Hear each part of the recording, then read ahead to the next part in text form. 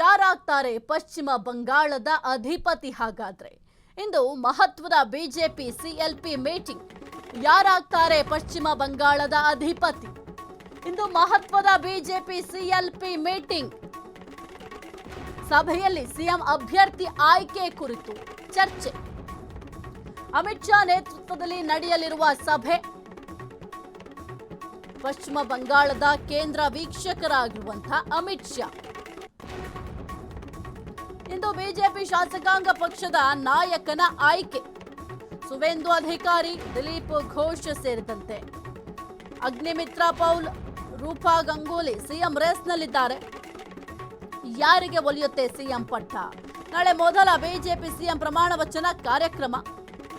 ಚೊಚ್ಚಲ ಅಧಿಕಾರ ಸ್ವೀಕಾರ ಕಾರ್ಯಕ್ರಮದಲ್ಲಿ ಮೋದಿ ಅವರು ಕೂಡ ಭಾಗಿಯಾಗ್ತಾರೆ. ಇನ್ನು ಪಶ್ಚಿಮ ಬಂಗಾಳದಲ್ಲಿ 207 ಸ್ಥಾನಗಳಲ್ಲಿ ಬಿಜೆಪಿ ಭರ್ಜರಿ ಗೆಲುವನ್ನ ಸಾಧಿಸಿದೆ.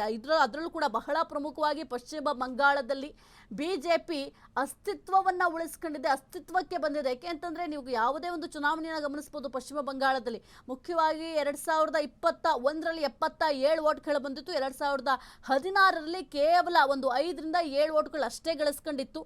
ಅಧಿಕಾರಕ್ಕೆ ಬಂದಿಲ್ಲ. ತನ್ನ ಖಾತೆಯನ್ನೇ ಪಶ್ಚಿಮ ಬಂಗಾಳದಲ್ಲಿ ಓಪನ್ ಮಾಡಿರಲಿಲ್ಲ ಬಿಜೆಪಿ. ಆದ್ರೆ ಈಗ ಬಿಜೆಪಿ ತನ್ನ ಖಾತೆಯನ್ನ ಓಪನ್ ಮಾಡಿದೆ. ಅಂದ್ರೆ 207 ಸ್ಥಾನಗಳಲ್ಲಿ ಬಿಜೆಪಿ ಪಶ್ಚಿಮ ಬಂಗಾಳದಲ್ಲಿ ಮೊದಲ ಬಾರಿಗೆ ಗೆಲುವನ್ನ ಸಾಧಿಸಿದೆ.